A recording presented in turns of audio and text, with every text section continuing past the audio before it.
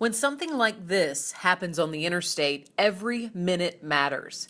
So that is why the Tennessee Department of Transportation has partnered with the Department of Safety to create the nation's first traffic incident management training facility. It goes from 2 lanes to 5 to 6, 2 ways, 4-way stop. The first of its kind facility will feature a section of interstate, as well as a section of 2-lane highway to help teach all types of first responders how to efficiently and quickly clear hazards from the road. Interstate is a totally different animal all within itself. Sergeant Bill Miller with the Tennessee Highway Patrol says this test track will provide invaluable training. Some troopers and some officers, when they graduate the academies and paramedics and first responders, have never had the opportunity to work an interstate system until they get thrown into the fire for the first time in its real life situation. This land is where the future training site will be built, adjacent to the Tennessee Highway Patrol Training Center off Stewart's Ferry Pike in Nashville. 1, 2, 3, go! All right, there we go. That's where state officials held a ceremonial groundbreaking on May 7th in front of a crowd of transportation professionals from across the nation.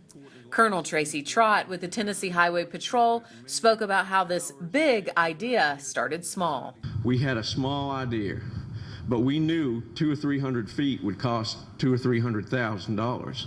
And in rough budget times, we didn't know where we'd get that money. So Colonel Trott turned to TDOT and specifically Commissioner John Schroer for help. And I told him, I said, Commissioner, I said, Tennessee will be the first state in the nation to have a dedicated facility just for TIMS training. We can be the first.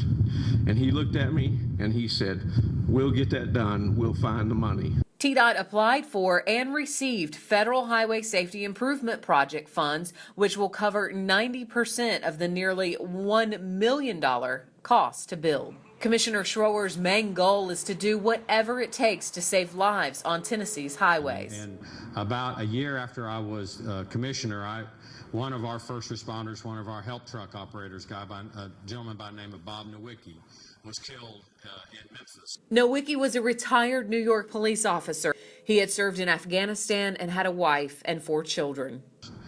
He decided he wanted to move to Tennessee because he wanted a slower life. And he moved to Tennessee, bought a farm, brought his children down, and he worked for us on Thursdays through Monday and lost his life trying to help somebody else. The Tennessee Traffic Incident Management Training Facility will be available to all emergency response professionals, from law enforcement to fire services to towing and recovery companies. The facility is expected to be built and completed by the fall of 2014. Reporting for TDOT, I'm Deanna Lambert.